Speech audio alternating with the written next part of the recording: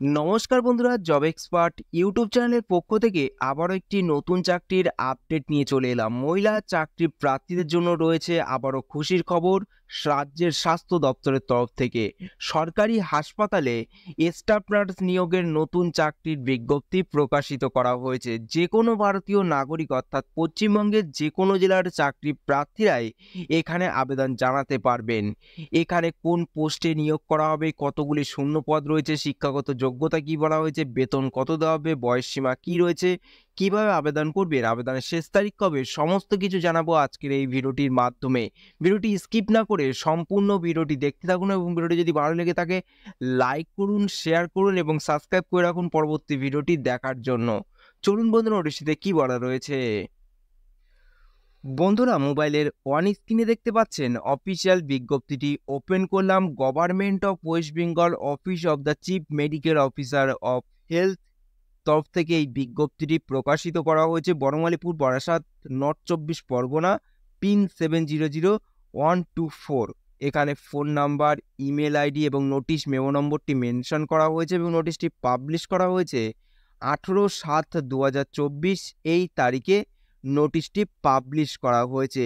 এখানে যে পোস্টটিতে প্রার্থীদের নিয়োগ করা হবে সেটি হলো স্টাফ নার্স পদে প্রার্থীদের নিয়োগ করা হবে। সম্পূর্ণ চুক্তিভিত্তিক এই নিয়োগটি করা হবে। এখানে বেতন দেওয়া হবে প্রতি মাসে 25,000 টাকা এখানে বেতন দেওয়া হবে। নাম্বার অফ ভ্যাকেন্সি রয়েছে বা শূন্য পদ রয়েছে 109টি শূন্য পদে প্রার্থীদের নিয়োগ করা হবে। ক্যাটাগরি বেস রয়েছে ইউআর প্রার্থীদের জন্য 59টি, এসসিদের জন্য 24টি, এসটিদের জন্য 7টি, ওবিসি এ ক্যাটাগরিদের জন্য 11টি, ওবিসি বি ক্যাটাগরিদের জন্য 8টি। টোটাল 109টি শূন্য পদে প্রার্থীদের এখানে নিয়োগটি করা হবে। তারপর আসি এখানে শিক্ষাগত যোগ্যতা কি বলা হয়েছে। ভারতীয় নার্সিং কাউন্সিল দ্বারা স্বীকৃত যে কোনো প্রতিষ্ঠান থেকেই জিএনএম প্রশিক্ষণ কোর্স সম্পন্ন করা চাকরির প্রার্থী অথবা বিএসসি নার্সিং ডিগ্রি অর্জন করা চাকরির প্রার্থী এখানে আবেদন জানাতে পারবেন। আগ্রহী আবেদনকারীকেই পশ্চিমবঙ্গ নার্সিং কাউন্সিলের অধীনে নিজের নাম নথিভুক্ত করা থাকতে হবে, তাহলেই প্রার্থীরা এই পোস্টের জন্য আবেদন করতে পারবেন এবং লোকাল ভাষায় জ্ঞান থাকতে হবে, তাহলেই প্রার্থীরা এই পোস্টের জন্য আবেদন করতে পারবেন। এখানে এজ লিমিট রয়েছে অর্থাৎ বয়স সীমা বলা হয়েছে 40 বছরের মধ্যে বয়স হতে হবে 1/1/2024 এই তারিখ হিসাব করে।